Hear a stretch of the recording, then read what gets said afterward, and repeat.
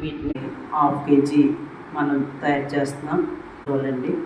తర్వాత మనం ఒక బౌల్ తీసుకుని ఈ విటమిన్ క్యాప్సూల్స్ కట్ చేయాలండి. ఈ విటమిన్ క్యాప్సూల్స్ కట్ చేసి అందులో మనం వీటిని మనం హలో బాగున్నారండి అందరూ. ఈరోజు మనం మంజిస్టా పౌడర్తో సూప్స్ని తయారు చేసుకోవడం. హలో బాగున్నారండి అందరూ. ఈరోజు మనం మంజిస్టా పౌడర్తో సూప్ తయారు చేసుకోవచ్చు. దీని తయారీకి మనం మంజిస్టా పౌడర్ని వాడతాము. అదేవిధంగా ఓట్ మిల్క్ బేస్ అండి, సూప్ బేస్ ఇది. ఈ విధంగా తీసుకుని ఈ విధంగా దాన్ని సూప్ బేస్ ఇలా 2 పీసులు వచ్చినాయండి ఒక కేజీకి. ఇది హాఫ్ కేజీ మనం తయారు చేస్తున్నాం. హాఫ్ కేజీ సూప్ బేస్ని ఈ విధంగా పీసెస్ని చేసుకోవాలండి.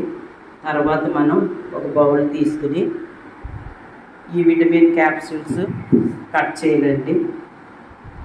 ఈ విటమిన్ క్యాప్సూల్స్ కట్ చేసి అందులో మనం దాన్ని వేసుకోవాలండి.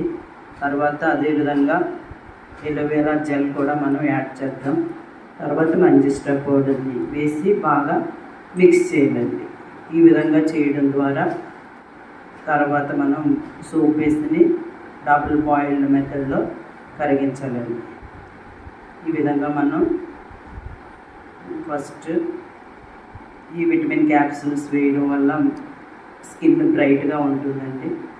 తర్వాత మనం ఎలోవెరా జెల్ ఈ విధంగా ఉంటుందండి. ఎలోవెరా జెల్ ఫ్రెష్ అయినా తీసుకోవచ్చు, లేకపోతే మనం తర్వాత ఎలోవెరా జెల్, మంజిస్టా పౌడర్, ఇలా ఎలోవెరా జెల్ 2 స్పూన్స్ వరకు మనం తీసుకోవాలి. ఒక 2 స్పూన్స్ వరకు యాడ్ చేయాలి ఇంచుమించు. మన స్కిన్కి ఏ విధమైన డిసీజులు లేకుండా మంచిగా బ్రైట్గా ఉండడానికి ఉపయోగపడుతూ ఉంటుంది. తర్వాత అదేవిధంగా మనం మంజిస్టా పౌడర్ని కూడా యాడ్ చేయలేదు. మంజిస్టా పౌడర్ని తీసుకున్నప్పుడు ఇప్పుడు మంజిస్టా పౌడర్ని కూడా ఈ విధంగా మనం డబుల్ బాయిలింగ్ మెథడ్లో పొయ్యి మీద ఒక గిన్నె తీసుకునండి, వాటర్ పెట్టుకుని బాగా మరిగించాలి. పెద్ద మంట పెట్టాలి. కొంచెం మీడియం మంట పెట్టుకున్నాక ఈ విధంగా మరుగుతూ ఉన్నప్పుడు మనం ఒక గిన్నెలో సోప్ బేస్ని తీసుకుని ఈ విధంగా పీసెస్ కోసిన మనం సోప్ బేస్ని మనం ఇప్పుడు దీంట్లో మనం పెట్టుకోవాలన్నమాట. పెట్టి బాగా ఆ వేడికి సూప్ బేస్ అంతా కరుగుతూ ఉంటుందండి. కొంచెంసేపు ఉంచిన తర్వాత అది మరుగుతుందండి. మరిగాక కరుగుతుందండి. ఈ విధంగా డైరెక్ట్గా పెట్టకూడదండి. ఈ విధంగా పెడితే అది మనకి పనిచేయదన్నమాట అండి. బాగా మెత్తగా అయిపోతూ ఉంటుంది. డబుల్ బాయిల్ మెథడ్లోనే మనం దీన్ని కరిగించాలి. కరిగిన దాంట్లోకి మనం మిగతా మంజిస్టా పౌడర్ అది వేసుకున్నాం కదండి, ఈ విటమిన్స్, ఆ ట్యాబ్లెట్లు, మన నెక్స్ట్ ఎలోవెరా ఇవన్నీ వేసినవి మనం ఈ విధంగా స్లోగా కరుగుతూ ఉంటుందండి. దాన్ని మనం ఈ విధంగా బాగా కరిగించుకోవాలన్నమాట అండి.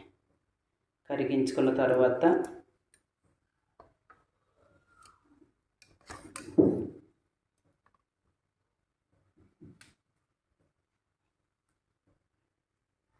అదే కరిగిపోతుందండి. కరిగిపోయిన తర్వాత మనం యాడ్ చేయాలన్నమాట.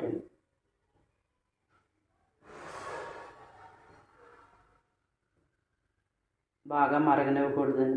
బాగా మెల్ట్ అయిపోయి సోప్ బేస్ అంతా వాటర్ లిక్విడ్ లాగా ఫామ్ అయిపోతుంది. పట్టుకునే దాంతో మనం